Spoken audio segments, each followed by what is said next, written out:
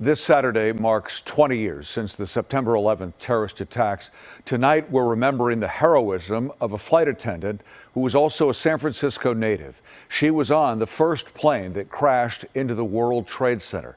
Her name was Betty Ong, and today KTVU's Amber Lee talked with her brother about the family's sadness and pride 20 years later. Cypress Lawn Memorial Park in Colma offers solace and solitude for Harry Ong when he comes to honor his sister Betty Ong.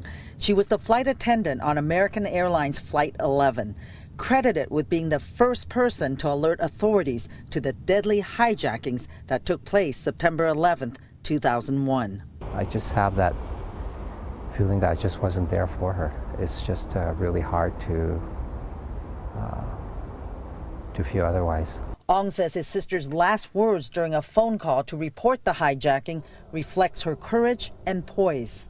The cockpit's not answering. Somebody's stabbed in business class, and I think there's mace that we can't breathe.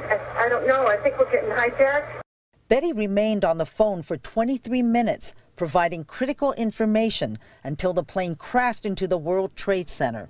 The 9/11 Commission declared her a national hero. Our number one has been stabbed, and our 5 has been stabbed. Can anybody get up to the cockpit? Can anybody get up to the cockpit? We can't even get into the cockpit. We don't know who's up there.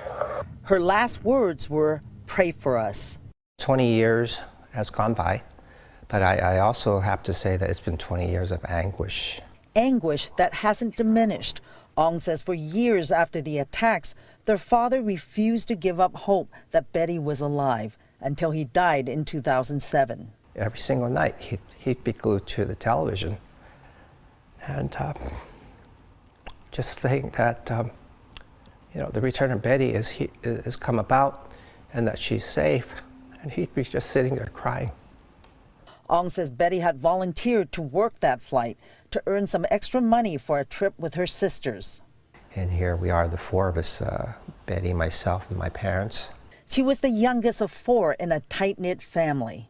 Betty Ong was born and raised in San Francisco Chinatown. She used to play here at the Chinese Recreation Center. In 2012, the city renamed the center in her honor. The Betty Ann Ong Chinese Recreation Center. The spirit of Betty Ann Ong is one of joy and perseverance. Community leader Reverend Norman Fong, a family friend, led the effort to rename the center to honor the hometown hero, strength in the face of adversity. I love the Betty Ann Ong story, and I hope the kids and everybody appreciate that. And those kids today, who knows, one of them can be a hero or a heroine for the future. Ong says their family had modest means. Betty wanted to help people and see the world. Being a flight attendant was her dream. It's just very peaceful. The family has a niche at Cypress filled with items Betty loved.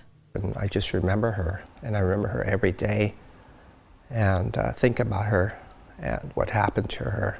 And my thought would be, we just never had a chance to say goodbye. The family forever changed on September 11th, 2001. It's very difficult to move forward.